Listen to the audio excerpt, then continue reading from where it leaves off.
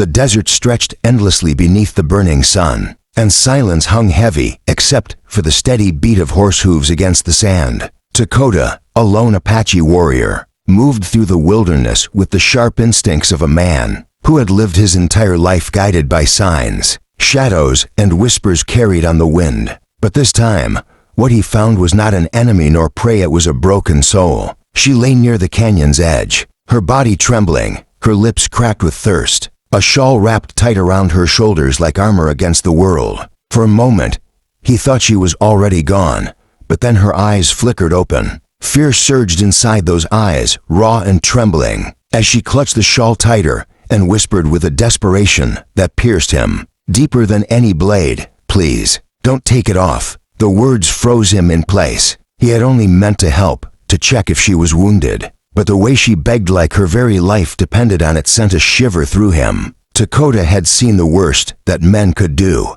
He had seen the scars of war, the cruelty of raiders, the suffering of those caught between worlds. But there was something different about this woman's voice, about the way she shook as though a monster still lived inside her skin. "I will not harm you," he said gently, his deep voice steady as the earth itself. Yet she kept shaking her head, clutching the fabric like a prisoner protecting her chains. Her lips trembled again. They carved me. They marked me. You cannot see. No one can." And then, as if she feared her words had revealed too much, she turned away, whispering again through her tears, "Please, don't take it off." Dakota's heart tightened. He knew what she meant. He had seen raiders brand captives, stripping away their dignity, and leaving them to live with shame that burned far deeper than flesh. He lifted her carefully, wrapped his own blanket over her, and carried her to his camp. That night, the fire crackled between them, the stars above watching like silent witnesses.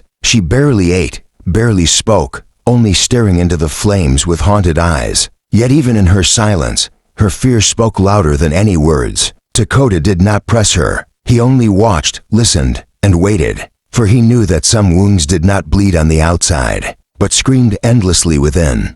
Morning came with soft light spilling over the desert hills. Eleanor, that was the name she finally whispered. When he asked, sat wrapped in the shawl still, her hands trembling around the edges of it as though letting go would mean death itself. Dakota poured water into a small cup and placed it before her. This time, she drank, but her eyes never left him, watching carefully, waiting for the moment he might try to take the shawl away. When she spoke again, her voice cracked like glass. "They told me I belonged to them forever. They burned it into me, the proof. They said no man would ever look at me without seeing what they had done. That if I lived, I would live as their mark." Her words spilled like poisoned water, and with each one, Dakota's blood boiled hotter. She spoke of men who had no honor, who captured and tormented, who laughed as they pressed hot iron into her skin, scarring her with symbols of their cruelty. She had escaped only by chance, but in her heart, she still felt chained. "When you looked at me last night," she said through tears, "I thought you would see it.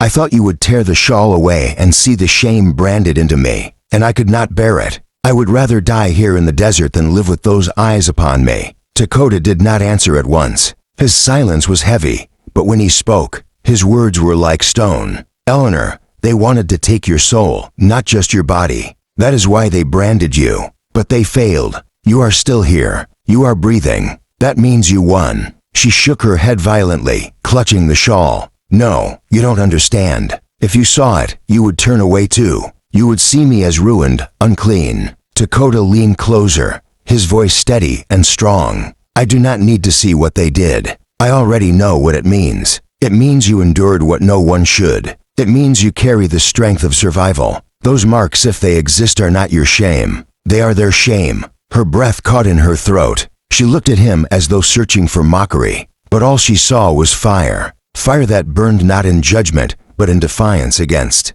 the cruelty she had endured. Slowly, for the first time, she let go of the shawl, just enough for him to see a glimpse of the scar, jagged and cruel, carved into her skin. For a moment, the sight struck him silent, his heart hammering in his chest, not because he saw something ruined, but because he saw the truth of her suffering. His hands shook, not with disgust, but with rage at those who had dared mark her, and with awe at the strength it must have taken for her to live through it. He looked away quickly, not out of shame, but to protect her dignity, and he pulled the shawl back gently over her shoulders. "No scar can steal who you are," he said firmly. "You are more than their cruelty. You are more than the fire they tried to break you with. And if you will let me, I will walk beside you until you believe it too."